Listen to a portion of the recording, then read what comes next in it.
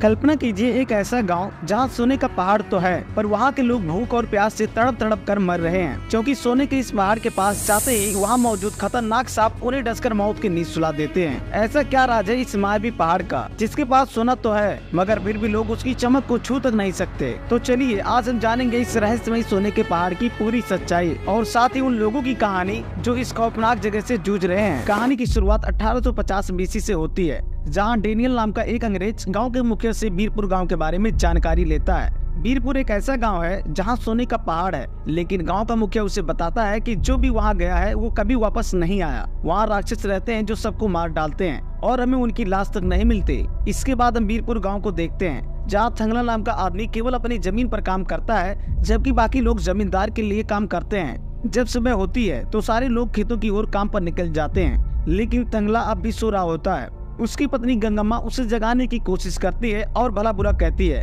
पर थंगला फिर भी नहीं उठता। जब गंगम्मा उसे उठाने के लिए उसके पास जाती है, तभी थंगला एक सपना देखने लगता है जिसमें वह एक बहुत बड़े युद्ध में लड़ रहा होता है। जैसे ही उसकी आंख खुलती है, वह गंगम्मा पर हमला कर देता है। उसके बच्चे यह देखकर बहुत डर जाते हैं। फिर थंगला हंसते हुए अपनी पत्नी को मनाने की कोशिश करता है और कहता है, मैंने तुम्हें कितनी बार समझाया कि मुझे ऐसे मत उठाया करो। इसके बाद थंगला और उसकी पत्नी खेत की ओर निकल जाते हैं। फिर कहानी में पशुपति नाम का एक पंडित आता है, जो गांव के लोगों से पंडित बनने की बात करता है और उन्हें जनेऊ पहनाता है। थंगला का बेटा अशोका भी यह सब देख रहा होता है। पशुपति उसे पंडित बनने के लिए बुलाता है। तभी गंगम्मा वहां आकर अशोका को खेत में ले जाने के लिए बुला लेती है। थंगला अपने खेत में कटाई शुरू करने से पहले पूजा करता है। तभी उसकी पत्नी पर कोई देवता आ जाता है, लेकिन थंगला उसे शांत कर देता है। रात के समय थंगला के बच्चे उसे कहानी सुनाने की जिद करते हैं। थंगला अपने बच्चों से बहुत प्यार करता है। वह कहता है, मैं कहानी सुनाऊंगा, लेकिन सबको हूँ करना पड़ेगा। थंगला कहानी शुरू करता है। बहुत समय पहले की बात है, जब इस जंगल को पार करोगे तो एक नदी मिलेगी और उसके बाद एक पहाड़ आता है जो हाथी के आकार का है। एक दिन हमारे महाराज एक युद्ध जीत कर लौट रहे थे, तभी उन्होंने देखा कि कुछ लोग उस नदी से सोना निकाल रहे हैं। मेरे परदादा भी वहाँ सोना निकाल रहे थे। महाराज ने कुछ लोगों को मेरे परदादा के पास भेजा, लेकिन मेरे परदादा बहुत बड़े वीर थे। उन्होंने और उनके साथियों ने महाराज के सारे आदमियों को मार दिया। इसके बाद मेरे परदादा खुद महाराज के पास गए। जब वो वहाँ पहुँचे तो एक आदमी ने उनके पास से सोने की पोटली काटकर महाराज को दे दी। महाराज ने इतना शुद्ध सोना देखा तो उनकी लालच बढ़ गई। मेरे परदादा ने महाराज से कहा, सोना उसे ही मिलेगा जिसे इसकी जरूरत होगी। अगर तुम दूसरों के लिए ढूंढोगे तो तुम्हें कुछ नहीं मिलेगा। महाराज ने फिर भी अपने सेना को नदी में सोना ढूंढने भेजा, लेकिन उन्हें वहाँ सिर्फ पत्थर और मिट्टी मिली। तभी महाराज के पंडित ने एक मोर को देखा और उसके पीछे गया। उसने वहाँ एक सोने का पहाड़ देखा और ये बात महाराज को बताई। महाराज सोने का पहाड़ देखकर और भी लालची हो गया और बोला, मुझे ये सोना किसी भी कीमत पर चाहिए। मेरे परदादा ने महाराज को समझाया कि सोने का पहाड़ विनाश लेकर आएगा, लेकिन महाराज ने उनकी बात नहीं सुनी। उन्होंने अपनी सेना को पहाड़ के पास भेजा, लेकिन जैसे ही सैनिक पहाड़ के पास पहुँचे, उन पर सांपों का एक झुंड हमला कर दिया। एक सांप महाराज को डसने वाला था, तभी मेरे परदादा ने उसे बीच से तोड़ दिया। सांप ने मेरे परदादा को भी डस लिया, लेकिन उन्हें कुछ नहीं हुआ। महाराज ये देखकर हैरान हो गए। मेरे परदादा ने बताया कि हमारा शरीर अब जहर का आदी हो चुका है, इसलिए हमें कुछ नहीं होता। फिर मेरे परदादा ने महाराज को बताया कि वहाँ एक मायावी औरत आरती रहती है। जब तक वह जिंदा है सोना कोई नहीं ले जा सकेगा। लेकिन महाराज की आंखों में अब सिर्फ सोना ही दिख रहा था। वह बोला, सांप हमारा कुछ नहीं बिगाड़ सकते। उसने अपनी सेना को फिर से भेजा। इस बार आरती ने माया से तीरों की बारिश कर दी, जिससे और भी सैनिक मारे गए। महाराज परेशान हो गया और उसने मेरे परदादा से पूछा, क्या इस माया वाली औरत को मारा नहीं जा सकता? मेरे परदादा बोले, मैं उसे मार सकता हूँ, लेकिन बदले में मुझे जमीन चाहिए जो मुझसे छीन ली गई थी। राजा ने कुछ देर सोचा और उसकी बात मान ली, क्योंकि उसे सोना चाहिए था। मेरे परदादा अपने आदमी के साथ पहाड़ के पास गए। वहाँ बहुत से लोग मारे गए। अंत में मेरे परदादा ने सभी माया वाले लोगों को मार दिया। तभी आरती खुद सामने आई और उसने मेरे परदादा के सभी साथियों को मार दिया। लेकिन मेरे परदादा, जो एक बहुत बड़े योद्धा थे, वे आरती को पकड़कर बांध दिए। महाराज सोने के पहाड़ के पास गया। सोना हाथ में लेकर बहुत खुश हुआ। तभी पता चला कि वह सोना नहीं बल्कि मिट्टी थी। राजा गुस्से में वहाँ से जाने लगा और सोचा कि मेरे परदादा ने झूठ बोला था। मेरे परदादा ने कहा, आरती के पास सोने को मिट्टी में बदलने की शक्ति है, लेकिन महाराज ने उनकी एक बात भी नहीं सुनी। वहाँ से जाते समय पंडित ने राजा से कहा, शैतान मूली का सिर काट दो, इससे में असली सोना मिल जाएगा। जैसे ही राजा ने मूली का सिर काटा, आरती बहुत गुस्से में चिल्लाने लगी। तभी मेरे परदादा ने आरती पर हमला करके उसका पेट फाड़ दिया। आरती का खून जमीन पर गिरते ही वहाँ के कंकड़ पत्थर और मिट्टी सोने में बदल गए। राजा यह देखकर बहुत खुश हुआ, लेकिन उस दिन मेरे परदादा एक भी सोना लेकर नहीं आए। उसी दिन से मेरे परदादा को उनकी जमीन वापस मिल गई, जो आज भी मेरे पास है। जैसे ही कहानी खत्म होती है, गाँव का जमींदार थंगला की फसल में आग लगवा देता है। पूरी गाँव वाले आग बुझाने की बहुत कोशिश करते हैं, लेकिन थंगला कुछ नहीं कर पाता। सुबह होते ही जमींदार अपने आदमियों के साथ थंगला के पास आता है।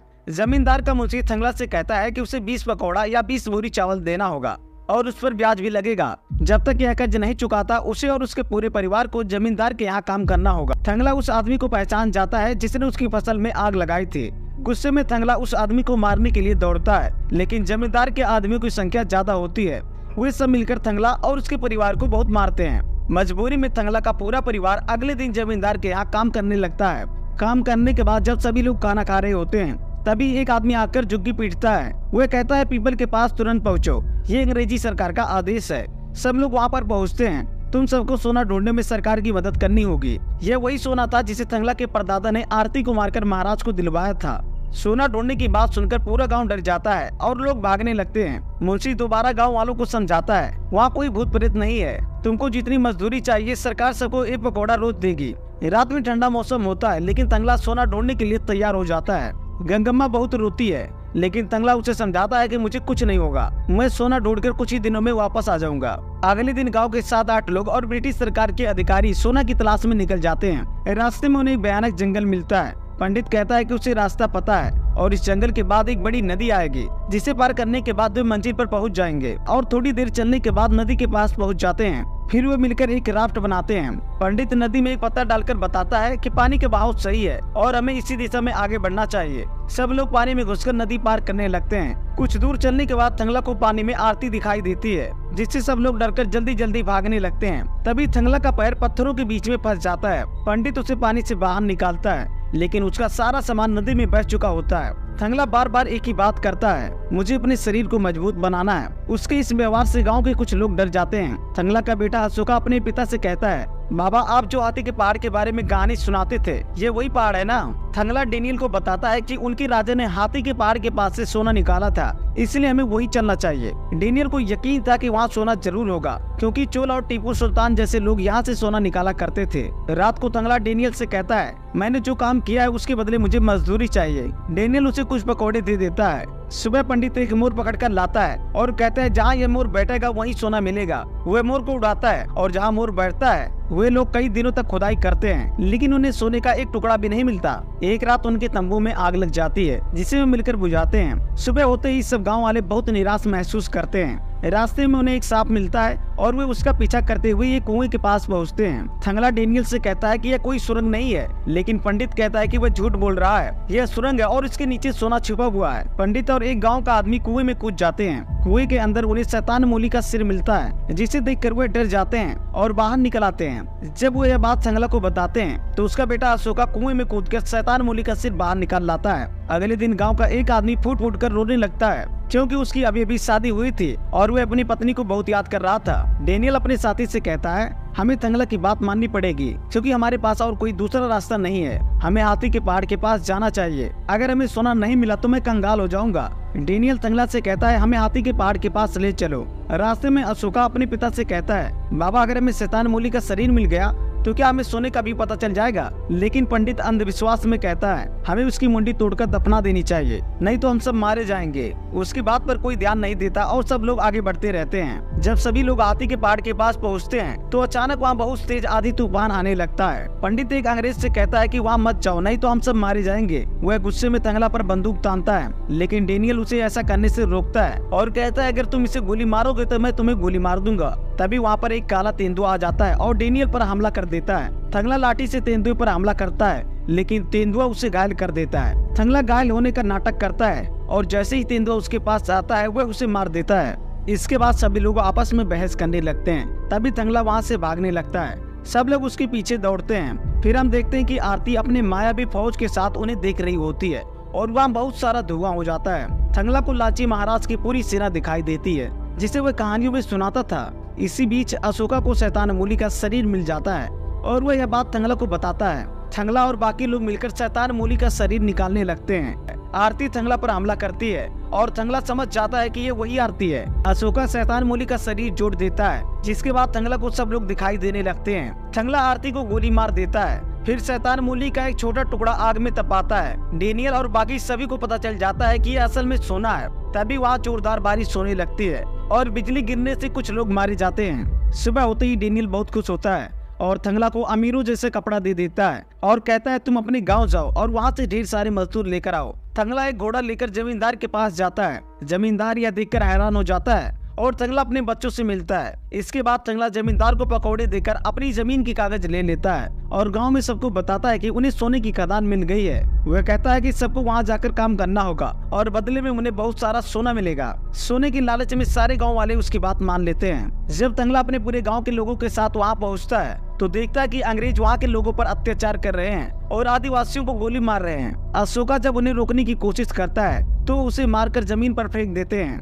यह सुनकर थंगला अपने बेटे के पास जाता है, लेकिन अंग्रेज उसे मारते हैं और उसके कपड़े फाड़ देते हैं। तभी डेनियल वहाँ आकर सबको रोकता है। डेनियल अब गांव वालों से कहता है अब तुम सब मेरे गुलाम हो। यह सुनकर गांव वाले एक दूसरे को बेबस भरी नजरों से देखने लगते हैं। रात को थंगला अपने फटे कपड़े को सिलने बैठता है। उसकी पत्नी गंगम्मा अपने बेटे की हालत देखकर समझ जाती है कि कुछ गड़बड़ है। तभी अशोका अजीब सी आवाज में कहता है तुम सब जानते हो इस जगह पर सभी की मृत्यु निश्चित है, इसलिए यहाँ से तुरंत चले जाओ। सुबह डेनियल शैतान मूली की मूर्ति वहाँ खड़ी करवा देता है और सभी लोगों को काम करने का आदेश देता है, लेकिन अशोका पेड़ के पास खड़ा होकर बस देखता रहता है। रात के समय थंगला को फिर से आरती दिखाई देती है जो कहती है सदियों से चल रहा युद्ध अब समाप्त होने वाला है। तभी गंगम्मा वहाँ आ जाती है और पूछती है तुम किससे बात कर रहे हो।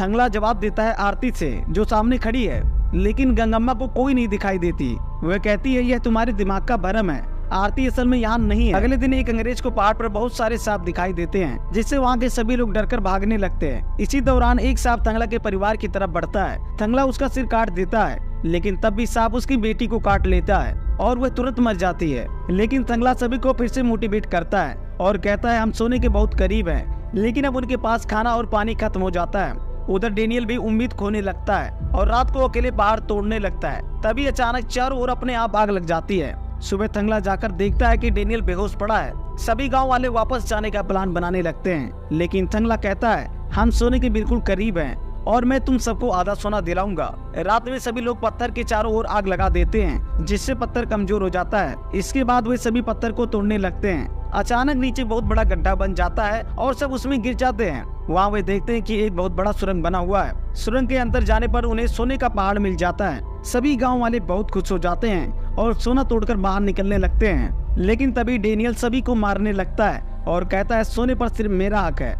थंगला सबको बताता है कि तुम सब आपस में लड़ना बंद करो, ये सोना असली नहीं है। आरती ने हम सबको चमकने वाले पत्थर देकर धोखा दिया है। तभी आरती सबके सामने आ जाती है और हमला करने लगती है। लड़ाई के दौरान थंगला को याद आता है कि पिछले जन्म में वह भी आरती के साथ मिलकर सोने की रक्षा किया करता था, इसलिए अब वह आरती की तरफ से लड़ने लगता है और डेनियल को मार देता है। थंगला आरती से कहता है मुझे सब याद आ गया कि मैं कौन हूँ। वह आरती से रिक्वेस्ट करता है हमारे लोगों की भलाई के लिए हमें सोना ले जाने दो, हमें जीने के लिए इस सोने की बहुत जरूरत है। इसके बाद आरती थंगला को सोना ले जाने की अनुमति दे देती है। फिर थंगला सुरंग के अंदर जाता है और वहाँ असली सोने का पहाड़ दिखाई देता है। थंगला सोने का एक टुकड़ा लेकर बाहर आता है और पूरे गाँव वालों को दिखाता है। इसके साथ ही ये दमदार मूवी यहीं पर खत्म हो जाती है। तो दोस्तों अगर आपको वीडियो पसंद आई तो वीडियो को लाइक करें और चैनल को सब्सक्राइब करें। फिर मिलते हैं एक और शानदार कहानी के साथ, तब तक के लिए बाय बाय।